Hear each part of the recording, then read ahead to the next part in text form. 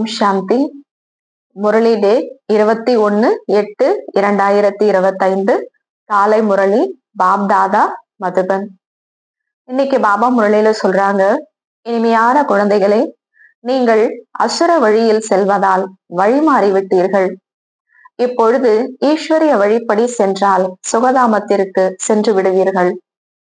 இன்றைய கேள்வி, குழந்தைகள் தந்தை மீது எந்த நம்பிக்கை வைக்க வேண்டும், எதை வைக்கக்கூடாது? பதில், நாம் பாபா மூலமாக தூய்மையாகி நம்முடைய வீடு மற்றும் ராஜ்யத்திற்கு செல்வோம் என பாபா மீது நம்பிக்கை வைக்க வேண்டும். குழந்தைகளே, இவர்கள் நோயாளிகளாக இருக்கிறார்கள், ஆசீர்வாதம் செய்யுங்கள் என்று என் மீது நம்பிக்கை வைக்க வேண்டாம் என பாபா கூறுகிறார். இங்கே இரக்கப்படுதல், ஆசீர்வாதம் செய்தல் போன்ற விஷயங்கள் கிடையாது. குழந்தைகளாகிய உங்களை பத்தீத்தத்திலிருந்து பரிசுத்தமாக, தூய்மையற்ற நிலையிலிருந்து சுத்தமாக மாற்ற நான் வந்திருக்கிறேன். இப்போது எந்த விக்கர்மமும் ஆகாமல் இருப்பதற்கான செயல்களை நான் கற்பிக்கிறேன். இன்றைய பாடல், இன்று இல்லாவிட்டாலும் நாளை இந்த மேகங்கள் பொழியும். ஓம் சாந்தி. ஆன்மீக குழந்தைகள், பாடலை கேட்டீர்கள். இப்பொழுது வீட்டிற்கு போக வேண்டும் என குழந்தைகள் அறிகின்றீர்கள். பாபா அழைத்து செல்வதற்காக வந்திருக்கிறார். ஆத்ம உணர்வுடன் இருக்கும் போதுதான் அந்த நினைவு இருக்கும். ஆத்ம வீடு பரம்தாமம். அப்ப ஆத்ம உணர்வோடு இருக்கும் பொழுதுதான் நம்ம வீட்டுக்கு போகணும் அப்படிங்கிற உணர்வு ஆத்மாவுக்கு இருக்கும். தேக உணர்வில் வந்து விட்டால் நினைவு இருக்காது. பாபா பயணியாக வந்திருக்கிறார் என குழந்தைகள் நீங்கள் அறிகின்றீர்கள். நீங்களும் பயணியாக தான் வந்துள்ளீர்கள். நம்மளுடைய வீடு பரம்தாமத்திலிருந்து இங்க நம்ம எல்லாருமே ஒரு பயணியாக தான் வந்திருக்கிறோம். இப்போது உங்கள் வீட்டை மறந்து விட்டீர்கள். பிறகு தந்தை வீட்டை நினைவுபடுத்தியுள்ளார். மேலும் தினம்தோறும் புரிய வைக்கின்றார். சத்தோ பிரதானமாக மாறாதவரை வீட்டிற்கு போக முடியாது. பாபா என்ன சொல்றாரு, நீங்க ஆத்மா தூய்மையாக ஆகாத வரைக்கும் வீட்டுக்கு போக முடியாது. பாபா சரியாக தான் சொல்கிறார் என குழந்தைகளுக்கும் புரிகிறது. தந்தை கூட குழந்தைகளுக்கு ஸ்ரீமத் கொடுக்கும் போது நல்ல குழந்தைகள் அதன்படி நடக்கிறார்கள். பாபா குழந்தைகளுக்கு ஸ்ரீமத் கொடுக்கும் போது நல்ல குழந்தைங்க தான் அதன்படி நடக்கிறாங்க அப்படிங்கிறாரு. இச்சமயம் நல்ல வழியை கொடுக்கக்கூடிய தந்தை யாரும் இல்லை. ஆகவேதான் வழிமாறி இருக்கிறார்கள். ஸ்ரீமத் கொடுக்கக்கூடியவர் ஒரே ஒரு தந்தைதான். அந்த வழிப்படி கூட சில குழந்தைகள் நடப்பதில்லை. அதிசயமாக இருக்கிறது. லௌகீக தந்தையின் வழிப்படி நடக்கிறார்கள். அது அசுர வழியாகும். இதுவே நாடகமாகும். நீங்கள் அசுர வழிப்படி நடந்து இந்த நிலையை அடைந்துள்ளீர்கள் என குழந்தைகளுக்கு தந்தை புரிய வைக்கின்றார். இப்போது ஈஸ்வரிய வழிப்படி நடப்பதால் சுகதாமத்திற்கு சென்று விடலாம். அது எல்லையற்ற சொத்தாகும். தினம்தோறும் புரிய வைக்கிறார். குழந்தைகள் எவ்வளவு மகிழ்ச்சியாக இருக்க வேண்டும். அனைவரும் இங்கேயே இருக்க முடியாது. வீட்டில் இருந்தாலும் நினைக்க வேண்டும். இப்போது நடிப்பு நிறைவடைய போகிறது. நம்மளுடைய பாற்று இப்போ முடிய போகிறது. வீட்டிற்கு திரும்ப போக வேண்டும். மனிதர்கள் எவ்வளவு மறந்து விட்டார்கள்.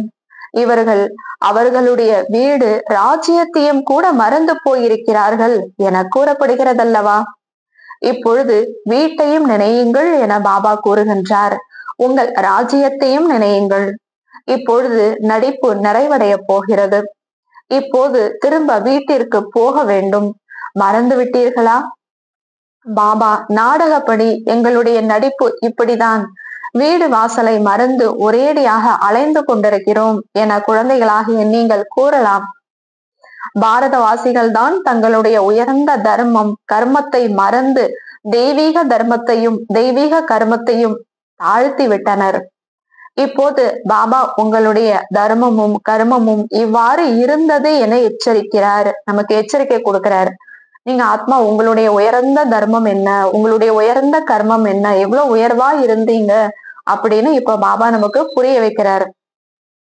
அங்கே உங்களுடைய கர்மங்கள் எந்த ஒரு தீங்கும் தராததாக இருந்தது என கூறுகின்றார். கர்மம் அகர்மம் விக்கர்மத்தின் விளைவுகளை பாபாதான் உங்களுக்கு புரிய வைக்கிறார். சத்தியுகத்தில் கர்மம் தீங்கு தராததாக இருந்தது. ராவண ராஜ்யத்தில் கர்மம் செயல்கள் தீங்கு விளைவிக்க கூடியதாக இருக்கிறது. இப்போது தர்மத்தையும் கர்மத்தையும் உயர்ந்ததாக மாற்ற தந்தை வந்திருக்கிறார். எனவே இப்பொழுது ஸ்ரீமத் படி உயர்ந்த கர்மத்தை செய்ய வேண்டும். எந்த ஒரு கீழான கர்மத்தையும் செய்து யாருக்கும் துக்கம் கொடுக்க கூடாது. இது ஈஸ்வரிய குழந்தைகளுடைய வேலை கிடையாது. என்ன டைரக்ஷன் கிடைத்திருக்கிறதோ அதன்படி நடக்க வேண்டும். துக்கத்தை நீக்கி சுகம் கொடுக்கிறது தான் சிவத்தந்தையினுடைய செயல். அவருடைய குழந்தைங்க ஈஸ்வருடைய குழந்தைங்கன்னா அவர் என்ன செயல் செய்யறாரோ அதைதான் செய்யணும் அப்படிங்கிறார். தெய்வீக குணங்களை தாரணை செய்ய வேண்டும். சுத்தமான உணவை எடுத்துக்கொள்ள வேண்டும். ஒருவேளை வேறு வழி இல்லை என்றால் பாபாவிடம் ஆலோசனை கேளுங்கள். வேலை செய்யும் இடங்களில் சிறிது சாப்பிட வேண்டி இருக்கிறது என பாபா புரிந்து கொள்கிறார். நீங்கள் யோக பலத்தினால் ராஜ்யத்தை ஸ்தாபனை செய்கின்றீர்கள். பதீத உலகத்தை பாவனமாக மாற்றுகிறீர்கள் என்றால் உணவை தூய்மைப்படுத்துவது பெரிய விஷயமா? வேலை செய்ய வேண்டும். பாபாவுனுடையவராகிவிட்டால் அனைத்தையும் விட்டுவிட்டு இங்கேயே வந்து இருக்க வேண்டும் என்பது கிடையாது. எவ்வளவு குழந்தைகள் இங்கு இருக்க முடியும்?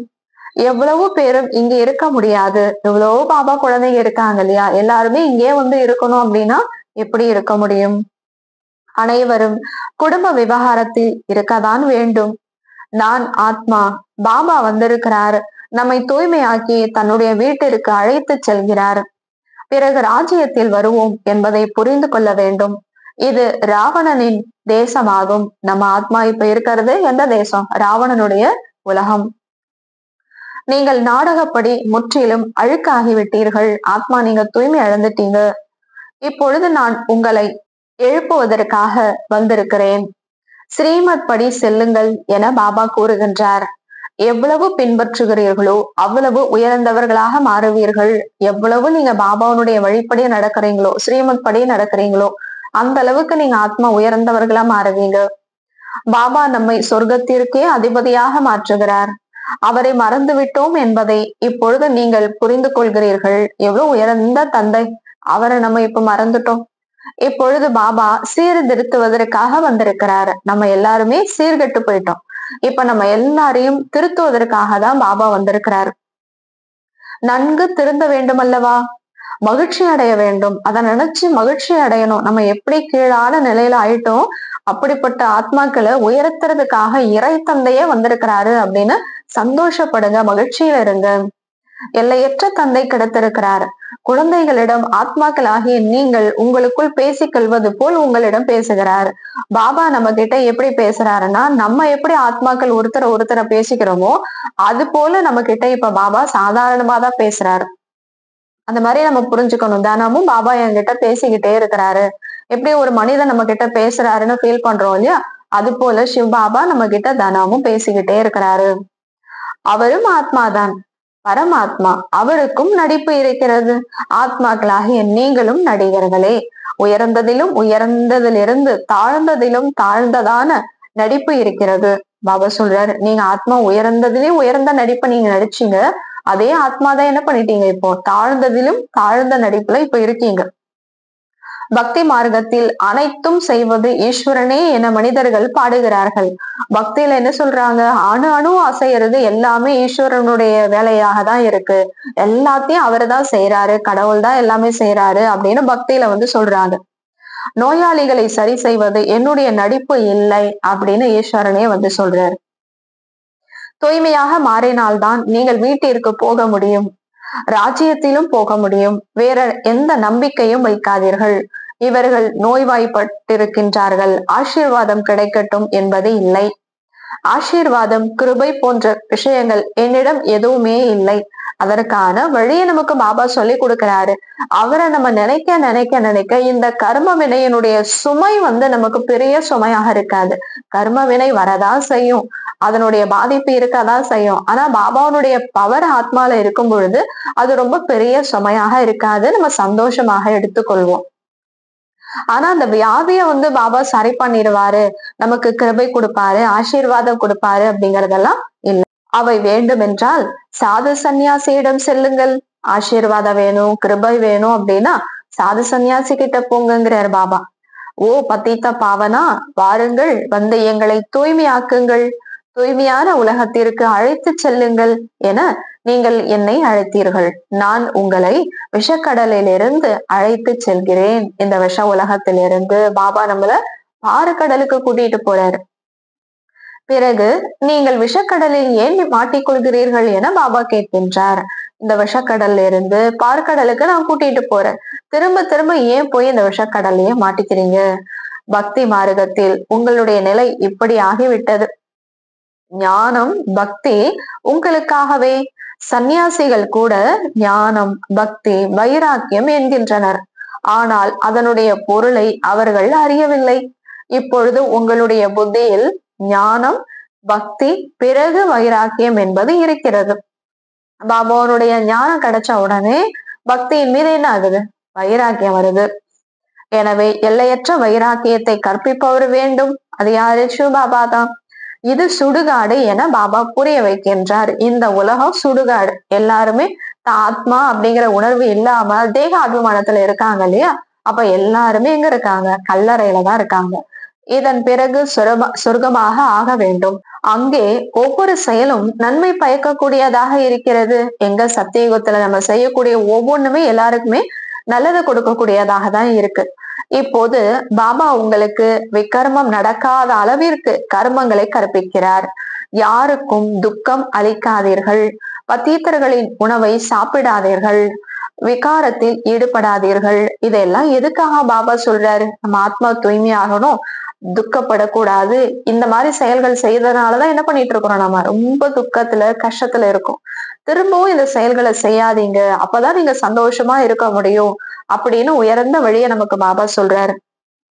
இதில்தான் அபலைகள் மீது கொடுமைகள் இழைக்கப்படுகிறது. மாயா எப்படி தடையை ஏற்படுத்துகிறது என்பதை பார்த்து கொண்டே இருக்கிறீர்கள். இது அனைத்தும் குப்தமாகும். அசுரர்களுக்கும் தேவதைகளுக்கும் இடையே யுத்தம் நடந்தது என்கிறார்கள். பிறகு பாண்டவர்களுக்கும் கௌரவர்களுக்கும் இடையிலும் யுத்தம் நடந்தது என்கிறார்கள். இப்போது போர் என்பது ஒன்றுதான். நான் எதிர்காலத்தில் 21 பிறவிகளுக்காக உங்களுக்கு ராஜயோகத்தை கற்பிக்கிறேன் என பாபா புரிய வைக்கின்றார். இது மரண உலகமாகும். மனிதர்கள் சத்திய நாராயணனின் கதையை கேட்டு வந்துள்ளனர், எந்த நன்மையும் இல்லை இல்லையா? பாபா சொல்றாரு போர் அப்படின்னா இது ஒண்ணுதான். என்ன போர்? 5 விகாரம் அப்படிங்கிற மாயா கிட்ட நம்ம போர் செய்யறோம். அதுல இருந்து நம்மளுடைய பிடியிலிருந்து, மாயாவுடைய பிடியிலிருந்து நம்மளை விடுவிச்சுக்கிறதுக்காக போர். இதுதான் போர். மத்தபடி பாண்டவர்களுக்கு கௌரவர்களுக்கு எல்லாம் போர் நடந்ததெல்லாம் கிடையாது. இப்பொழுது நீங்கள் உண்மையான கீதையை கேட்கின்றீர்கள். நீங்கள் உண்மையான ராமாயணத்தை கூட கூறுகின்றீர்கள். ஒரு ராமர் சீதையின் விஷயம் இல்லை. ஒரே ஒரு ராமர் யாரு? சிவபாபா தான். சீதைகள் அப்படின்னா அந்த சாஸ்திரத்துல சொல்லி இருக்கிற சீதை கிடையாது. இந்த சமயத்துல முழு உலகமும் இலங்கையாக இருக்கிறது. நாலாபுறமும் தண்ணீர் இருக்கிறது அல்லவா? இது எல்லையற்ற இலங்கையாகும். இதில் ராவணனின் ராஜ்யம் இருக்கிறது. ஒரு தந்தை தான் மணவாளன், மற்ற அனைவரும் மணப்பெண்கள். ஒரு சிவபாபா தான் ராமரா இருக்காரு. நம்ம எல்லா ஆத்மாக்களும் அவருடைய சீதைகள். இப்பொழுது பாபா உங்களை ராவண ராஜ்யத்திலிருந்து விடுவிக்கிறார். அது சோகவனமாகும். சத்தியுகம் சோகம் இல்லாத தோட்டம் என சொல்லப்படுகிறது. அங்கு துன்பம் துயரம் எதுவுமே இல்லை. இச்சமயம் துன்பம் மட்டும்தான். இந்த கலியுகத்துல எங்க பார்த்தாலும் துன்பத்திலே துன்பம்தான். ஒருவர் கூட சோகம் அற்றவர் கிடையாது. ஒருத்தர் கூட துக்கம் இல்லாதவர் அப்படின்னு யாரையுமே இந்த கலியுகத்துல சொல்ல முடியாது. அசோகா ஓட்டல் என பெயர் வைக்கின்றனர். அசோகம்னா சோகம் இல்லாதவர். பாபா சொல்றாரு அசோகா ஹோட்டல் அப்படின்னு பெயர் வச்சிருக்கிறாங்க. இச்சமயத்தில் முழு உலகமும் எல்லையற்ற ஹோட்டல் என புரிந்து கொள்ளுங்கள் என பாபா கூறுகின்றார். சோக ஹோட்டலாக இருக்கிறது, அசோகா ஹோட்டல் கிடையாது. இன்னைக்கு முழு உலகமும் எந்த ஹோட்டலா இருக்குது? சோக ஹோட்டலா இருக்குது, துன்பங்களுடைய ஹோட்டலா இருக்கு. மனிதர்கள் உண்ணுதல் அருந்துதல் அனைத்தும் விலங்குகளைப் போல இருக்கிறது. உங்களை பாபா எங்கே அழைத்து செல்கிறார் பாருங்கள். எந்த மாதிரி உலகத்துக்கு? ஒரு நாகரிகமான, ஒரு தூய்மையான, ராயனான ஒரு உலகத்துக்கு நம்மளை அழைச்சிட்டு போறாரு. உண்மையிலும் உண்மையான அசோகவனம் சத்தியுகத்தில் தான் இருக்கிறது. ஏன்னா அங்க துன்பமே கிடையாது, சோகமே கிடையாது. அப்ப அததான் உண்மையான அசோகவனம் அப்படின்னு சொல்றோம். எல்லைக்குட்பட்ட மற்றும் எல்லைக்கு அப்பாற்பட்டதின் வித்தியாசம் பாபா தான் தெரிவிக்கிறார். குழந்தைகளாகிய உங்களுக்கு நிறைய மகிழ்ச்சி இருக்க வேண்டும். பாபா நம்மை படிக்க வைக்கிறார் என அறிகின்றீர்கள். அனைவருக்கும் வழிகாட்டுதல், கண் பார்வை அற்றவர்களுக்கு ஊன்றுகோலாக இருத்தல் போன்றவை நம்முடைய வேலையாகும். சித்திரங்கள் கூட உங்களிடத்தில் இருக்கிறது. இது இந்த நாடு என பள்ளிக்கூடங்களில் சித்திரங்களை வைத்து புரிய வைக்கிறார்கள். மேப் வச்சு புரிய வைப்பாங்க இல்லையா, இது இந்த நாடு இந்த நாடு அப்படின்னு. அது போல் நீங்கள் ஆத்மா சரீரம் அல்ல என்பதை புரிய வைக்கிறீர்கள். அது போல நீங்களும் எல்லாருக்குமே புரிய வைக்கிறீங்க, நீங்க ஒரு ஆத்மா, இந்த உடல் கிடையாது. ஆத்மாக்கள் சகோதரர்கள். எவ்வளவு எளிதான விஷயங்களை கூறுகிறீர்கள். நாம் அனைவரும் சகோதரர்கள் என கூறுகின்றீர்கள். நீங்கள் அனைவரும் ஆத்மாக்கள், சண்டையிட்டுக் கொள்ளக்கூடாது. சகோதரன் சகோதரி ஆகின்றீர்கள். நாம் சிவபாபாவின் குழந்தைகள், அனைவரும் சகோதரர்கள் ஆவர். பிரஜாபிதா பிரம்மாவின் குழந்தைகள் சகோதரன் சகோதரிகள் ஆவர். நாம் தாத்தாவிடமிருந்து சொத்து அடைய வேண்டும். சிவபாபா நமக்கு தாத்தாவா இருக்காரு. எனவே தாத்தாவை தான் நினைக்கின்றீர்கள். இந்த குழந்தையை, பிரம்மாவை கூட நான் என்னுடையவனாக மாற்றி இருக்கிறேன். சிவபாபா சொல்றார், இந்த குழந்தை பிரம்மாவை கூட நான் தான் என்ன பண்ணிருக்கேன், என்னுடையவனா மாத்தி இருக்கிறேன். அதாவது இவருக்குள் பிரவேசமாகி இருக்கிறேன். இந்த விஷயங்கள் அனைத்தையும் இப்பொழுது நீங்கள் தான் புரிந்து கொள்கிறீர்கள். குழந்தைகளே, இப்போது புதிய தெய்வீக இல்லற மார்க்கம் உருவாகி கொண்டிருக்கிறது என பாபா கூறுகின்றார். நீங்கள் பிகே அனைவரும் சிவபாபாவின் வழிப்படி நடக்கின்றீர்கள். பிரம்மா கூட அவருடைய வழிப்படிதான் நடக்கிறார். பிரம்மா பாபா கூட யாருடைய வழிப்படி நடக்கிறார்? சிவபாபாவுடைய வழி. தன்னை ஆத்மா என்று உணர்ந்து தந்தையை நினையுங்கள். மேலும் அனைத்து உறவுகளில் இருந்தும் விடுபடுங்கள் என பாபா கூறுகின்றார். 8 மணி நேரம் நினைக்க வேண்டும். மீதம் 16 மணி நேரம் ஓய்வு, வேலை போன்ற எதையும் செய்ய வேண்டுமோ அதை செய்யுங்கள். பாபா நினைக்க சொல்லிட்டாரு அப்படிங்கிறதுக்காக வேலையெல்லாம் விட்டுடணும் அப்படி கிடையாது. வேலையெல்லாம் செய்யுங்க. இல்லறத்தில் குழந்தைகளுடன் இருக்க வேண்டும். தந்தையிடம் வருவது புத்துணர்வு அடைவதற்காக ஆகும். மதுரா பிருந்தாவனத்தில் மதுபனின் காட்சி காண்பதற்காக செல்கின்றனர். அங்க போனா சொர்க்கத்தினுடைய மாடலை பார்க்கலாம் அப்படின்னு போறாங்க. சிறிய மாடல் அங்கே அமைக்கப்பட்டிருக்கிறது. இப்போது இந்த எல்லையற்ற விஷயங்களை புரிந்து கொள்ள வேண்டும். அது எல்லைக்குட்பட்டது. ஆனா இங்க பாபா எல்லையில்லா விஷயத்தை நமக்கு புரிய வைக்கிறாரு. சிவபாபா பிரம்மா மூலமாக புதிய சிருஷ்டியை படைத்துக் கொண்டிருக்கிறார். நாம் பிரஜாபிதா பிரம்மாவின் வாரிசுகள். பிகே விகாரங்களின் விஷயம் இருக்க முடியாது. சந்நியாசிகள் சீடர்கள் ஆகின்றனர். அவர்கள் சந்நியாசியுடைய அணைந்து கொண்டால் பெயர் மாறிவிடுகிறது. இங்கே கூட நீங்கள் பாபாவுடையவர்களாக ஆகிவிட்டீர்கள் என்றால் பாபா பெயர் வைத்தார் அல்லவா? எவ்வளவு பேர் பட்டியில் இருந்தனர். அப்ப ஆரம்பத்துல எல்லாருக்குமே பாபா லௌகிக்க பேரு இல்லாம அலௌகிக்க பேரு எல்லாருக்குமே டிரான்ஸ்ல போயிட்டு வச்சாங்க. இந்த பட்டியை பற்றி யாருக்கும் தெரியவில்லை. சாஸ்திரங்களில் என்னென்ன எழுதப்பட்டிருக்கிறது, மீண்டும் அவ்வாறே நடக்கும். இப்பொழுது உங்களுடைய புத்தியில் சிருஷ்டி சக்கரம் சுற்றி கொண்டுள்ளது. தந்தை சுயதர்ஷன சக்கரதாரி அல்லவா? சிருஷ்டியின் முதல் இடைக்கடையை அறிந்துள்ளார். பாபாவிற்கு சரீரம் இல்லை, உங்களுக்கு ஸ்தூல சரீரம் இருக்கிறது. அவர் பரமாத்மா ஆவார். ஆத்மா சுயதர்ஷன சக்கரதாரி அல்லவா? இப்பொழுது ஆத்மாவிற்கு எப்படி அலங்காரம் செய்வது? புரிந்து கொள்ள வேண்டிய விஷயம் அல்லவா? இது எவ்வளவு நுணுக்கமான விஷயங்கள் ஆகும். உண்மையில் நான் சுயதர்ஷன சக்கரதாரி என பாபா கூறுகின்றார். ஆத்மாவில் அனைத்து சிருஷ்டி சக்கர ஞானமும் வந்து விடுகிறது என நீங்கள் அறிகிறீர்கள். பாபா சுயதர்ஷன சக்கரதாரி. அவர்தான் சக்கரதாரி, உண்மையான சக்கரதாரி சிவபாபா தான். அவர்கிட்ட இருக்கக்கூடிய ஞானத்தை இப்ப யாருக்கிட்ட கொடுக்கிறாரு? சக்கரத்தை பத்திய ஞானம் ஆத்மாக்களுக்கு தான் கொடுக்கிறாரு. பாபா கூட பரம்தாமத்தில் இருக்கக்கூடியவர், நாமும் அங்கே இருக்கக்கூடியவர்கள். குழந்தைகளே, நானும் சுயதர்ஷன சக்கரதாரி, நான் பதீத பாவனன் உங்களிடம் வந்திருக்கிறேன் என பாபா தனது அறிமுகத்தை கொடுக்கிறார். பதீதத்திலிருந்து பரிசுத்தமாகுங்கள், விடுவியுங்கள் என்பதற்காகவே என்னை அழைத்தீர்கள். அவருக்கு சரீரம் இல்லை. அவர் பிறப்பு இறப்பிற்கு அப்பாற்பட்டவர். பிறவி எடுக்கிறார், ஆனால் தெய்வீகமானது. சிவ ஜெயந்தி அல்லது சிவராத்திரி கொண்டாடுகிறார்கள். எப்போது இரவு முடிகிறதோ அப்போது பகலாக மாற்றுவதற்காக நான் வருகிறேன் என பாபா கூறுகின்றார். பகலில் 21 பிறவிகள், பிறகு இரவில் 63 பிறவிகள் என ஆத்மாதான் விதவிதமாக பிறவி எடுக்கிறது. இப்பொழுது பகலில் இருந்து இரவிற்கு வந்துள்ளீர்கள், மீண்டும் பகலுக்கு போக வேண்டும்.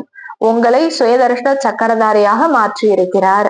இச்சமயம் என்னுடைய நடிப்பு இருக்கிறது, உங்களையும் சுயதர்ஷன சக்கரதாரியாக மாற்றுகிறேன். பிறகு நீங்கள் மற்றவர்களையும் மாற்றுங்கள். எப்படி 84 பிறவிகளை எடுக்கிறீர்கள், அந்த 84 பிறவிகளின் சக்கரத்தை புரிய வைக்கப்படுகிறது. முன்பு உங்களுக்கு இந்த ஞானம் இருந்ததா? முற்றிலும் இல்லை, அஞ்ஞானியாக இருந்தீர்கள். பாபா சுயதர்ஷன சக்கரதாரி, அவருக்கு ஞான கடல் என்று பெயர் என முக்கியமான விஷயத்தை பாபா புரிய வைக்கிறார். அவருக்கு ஞான கடல் அப்படின்னு தான் மகிமை சொல்லப்படுது. அவர் சத்தியமானவர், சைத்தன்யமானவர். குழந்தைகளாகிய உங்களுக்கு சொத்து கொடுத்து கொண்டிருக்கிறார். பாபா தங்களுக்குள் சண்டையிட்டுக் கொள்ளாதீர்கள் என குழந்தைகளுக்கு புரிய வைக்கிறார். உப்பு தண்ணீர் ஆகாதீர்கள், எப்போது மகிழ்ச்சியாக இருக்க வேண்டும். மேலும் அனைவருக்கும் பாபாவின் அறிமுகத்தை கொடுக்க வேண்டும். பாபாவை அனைவரும் மறந்து இருக்கின்றார்கள். இப்பொழுது என்னை மட்டும் நினையுங்கள் என பாபா கூறுகின்றார். நிராகார ஆத்மாக்கள் முன்பு நிராகார பகவான் கூறுகிறார், உண்மையில் நீங்கள் நிராகாரர்கள், பிறகு சாக்காரி ஆகின்றீர்கள். இந்த உடல்ல வரீங்க. உடல் இல்லாமல் ஆத்மா எதுவும் செய்ய முடியாது. ஆத்மா உடலிலிருந்து போய்விட்டால் எந்த ஒரு அசைவும் ஏற்படாது. ஆத்மா உடனே சென்று இன்னொரு உடலில் தனித நடிப்பை நடிக்கிறது. இந்த விஷயங்களை நன்கு புரிந்து கொள்ளுங்கள். உள்ளுக்குள் சிந்தனை செய்யுங்கள். ஆத்மாக்களாகிய நாம் பாபாவிடமிருந்து சொத்து அடைகின்றோம். சத்தியகுத்தின் சொத்து கிடைக்கிறது. நிச்சயம் பாபா பாரதத்திற்கு சொத்து அளிக்கின்றார். எப்போது சொத்து கொடுத்தார், பிறகு என்ன நடந்தது, மனிதர்களுக்கு இது எதுவுமே தெரியாது. இப்போது பாபா அனைத்தையும் தெரிவிக்கின்றார். குழந்தைகளாகிய உங்களை தான் சுயதர்ஷன சக்கரதாரியாக ஆக்குகிறார். குழந்தைகளாகிய உங்களை மட்டும்தான் பாபா சுயதர்ஷன சக்கரதாரியா ஆக்குறேங்கிறார். பிறகு நீங்கள் 84 பிறவிகளை எடுக்கிறீர்கள். மீண்டும் நான் வந்திருக்கிறேன். எவ்வளவு எளிதாக புரிய வைக்கின்றார். பாபாவை நினைவுங்கள், மேலும் இனிமையாக மாறுங்கள். குறிக்கோள் எதிரில் இருக்கிறது. பாபா வழக்கறிஞர்களுக்கெல்லாம் வழக்கறிஞராக இருக்கிறார். அனைத்து சண்டை சச்சரவுகளிலிருந்தும் விடுவிக்கிறார். பாபா மிகப்பெரிய அட்வொகேட். குழந்தைகளாகிய உங்களுக்குள் உள்ளுக்குள் நிறைய மகிழ்ச்சி இருக்க வேண்டும். நாம் பாபாவின் குழந்தைகளாக இருக்கிறோம். பாபா சொத்து கொடுப்பதற்காக நம்மை தத்தெடுத்திருக்கிறார். இங்கே நீங்கள் சொத்து அடைவதற்காக வந்திருக்கிறீர்கள். குழந்தைகளை பார்த்து கொண்டாலும் புத்தி பாபா மற்றும் ராஜ்யத்தின் பக்கம் இருக்க வேண்டும் என பாபா கூறுகின்றார். படிப்பு எவ்வளவு எளிதாக இருக்கிறது. பாபா உங்களை உலகத்திற்கே அதிபதியாக ஆக்குகிறார். அவரை நீங்கள் மறந்து போகின்றீர்கள். முதலில் தன்னை ஆத்மா என புரிந்து கொள்ளுங்கள். இந்த ஞானத்தை பாபா சங்கமயுகத்தில் தான் கொடுக்கின்றார். ஏனென்றால் சங்கமத்தில் தான் நீங்கள் அத்தீத்தத்திலிருந்து பாவனமாக ஆகின்றீர்கள். பாபா இந்த ஞானத்தை சங்கமயுகத்துலதான் கொடுக்கிறாரு. ஏன்னா இந்த சங்கமயுகத்துலதான் நம்ம ஆத்மா என்ன ஆகுறோம், தூய்மை இல்லாத நிலையிலிருந்து தூய்மையாக மாறுறோம். அதனால இப்பதான் நமக்கு கொடுக்கிறாரு. நல்லது, இனிமையிலும் இனிமையான ஆன்மீக பிரம்மா முகவம்சாவளி பிராமண குல பூஷ்ணர்கள். பிராமண குல பூஷ்ணர்கள்னா பிராமண குலத்தினுடைய அழகே நீங்க தான். பிராமண குல பூஷ்ணர்கள் தேவதைகளை விட உயர்ந்த குலத்தவர் யாரு? பிராமணர்கள். நீங்கள் பாரதத்திற்கு மிக உயர்ந்த சேவை செய்கின்றீர்கள். இப்பொழுது மீண்டும் நீங்கள் பூஜைக்குரியவர்களாக ஆகிவிடுகின்றீர்கள். இப்பொழுது பூஜாரியிலிருந்து பூஜைக்குரியவராகவும் சோழியிலிருந்து வைரமாகவும் மாறிக்கொண்டிருக்கிறீர்கள். இப்படிப்பட்ட ஆன்மீக குழந்தைகளுக்கு தாயும் தந்தையும் ஆகிய பாப் தாதாவின் அன்பு நினைவுகள் மற்றும் காலை வணக்கம். ஆன்மீக குழந்தைகளுக்கு ஆன்மீக தந்தையின் நமஸ்தே. ஆன்மீக தந்தைக்கு ஆன்மீக குழந்தைகளின் நமஸ்தே பாபா. நன்றி பாபா. தேங்க்ஸ் பாபா. தாரணைக்கான முக்கிய சாரம், முரளியில் இருந்து நடைமுறை செய்வதற்காக முக்கியமான 2 பாயிண்ட்ஸ். முதலாவது, இப்பொழுது ஸ்ரீமத் படி ஒவ்வொரு கர்மமும் உயர்ந்ததாக செய்ய வேண்டும். யாருக்கும் துக்கம் அளிக்க கூடாது. தெய்வீக குணங்களை கடைபிடிக்க வேண்டும். பாபாவின் கட்டளைப்படிதான் நடக்க வேண்டும். இரண்டாவது, எப்போது மகிழ்ச்சியாக இருக்க சுயதர்ஷன சக்கரதாரியாக ஆக வேண்டும். ஒருபோதும் உப்பு தண்ணீர் ஆகக்கூடாது. அனைவருக்கும் பாபாவின் அறிமுகத்தை கொடுக்க வேண்டும். மிக மிக இனிமையானவராக மாற வேண்டும். இன்றைய வரதானம், மரியாதையை கேட்டு வாங்குவதற்கு பதிலாக எல்லோருக்கும் மரியாதையை கொடுக்கக்கூடிய சதா சுயநலமற்ற யோகி ஆகுக. மரியாதையை கேட்டு வாங்குவதற்கு பதிலாக எல்லோருக்கும் மரியாதையை கொடுக்கக்கூடிய சதா சுயநலமற்ற யோகியாக மாறுங்கள். விளக்கம்: உங்களுக்கு யாரேனும் மரியாதை கொடுத்தாலும், உங்களை ஏற்றுக்கொண்டாலும் அல்லது ஏற்றுக்கொள்ளவில்லை என்றாலும், நீங்கள் அவர்களை தன்னுடைய இனிமையான சகோதரனாகவும் சகோதரியாகவும் ஏற்றுக்கொண்டு சதா சுயமரியாதையில் இருந்து அன்பான பார்வையுடன், அன்பான உள் உணர்வுடன் ஆன்மீக மரியாதையை, அந்த ஆத்மாவிற்கான மரியாதையை கொடுத்து கொண்டே செல்லுங்கள். ஏன்னா நீங்க ஆத்மாவுக்கு தான் மரியாதை கொடுக்குறீங்க, ஆத்மாவுக்கு தான் அன்பு செலுத்துறீங்க. இவர்கள் மரியாதை கொடுத்தால் நான் மரியாதை கொடுப்பேன், இது கூட ராயலாக யாசிப்பதாகும். இதில் சுயநலமற்ற யோகி ஆகுங்கள். ஆன்மீக அன்பினுடைய மழையின் மூலமாக எதிரியை கூட நண்பனாக ஆக்கிவிடுங்கள். எல்லார் மீதும் ஆன்மீக அன்பினுடைய மழையை நம்ம பொழிஞ்சோம் அப்படின்னா எதிரி கூட நண்பனா மாறிடுவாங்கிறார் பாபா. உங்கள் முன்னால் யாரேனும் கல்லை விட்டு எறிந்தாலும் கூட நீங்கள் அவர்களுக்கு ரத்தினங்களை கொடுங்கள். ஏனெனில் நீங்கள் ரத்தினாகர் தந்தையின், ரத்தினங்களின் கடலாகிய தந்தையின் குழந்தைகள் நீங்கள். அதனால எல்லாருக்குமே ஞான ரத்தினத்தை தான் நம்ம கொடுக்கணும். ஸ்லோகன்: உலகத்தின் புதிய படைப்பிற்கான காரியத்திற்காக 2 சப்தங்களை நினைவில் வையுங்கள். கருவி மற்றும் பணிவு.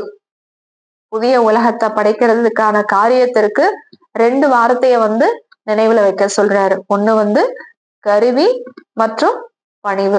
நிமித்தமாக இருக்கிற, நிர்மாணா இருக்கிற, நான் கருவி மட்டுமே என்று புரிந்து கொள்ளுதல். நடத்தையில பணிவு இருக்கணும் அப்படின்னு சொல்றாரு பாபா. நல்லது. ஓம் சாந்தி.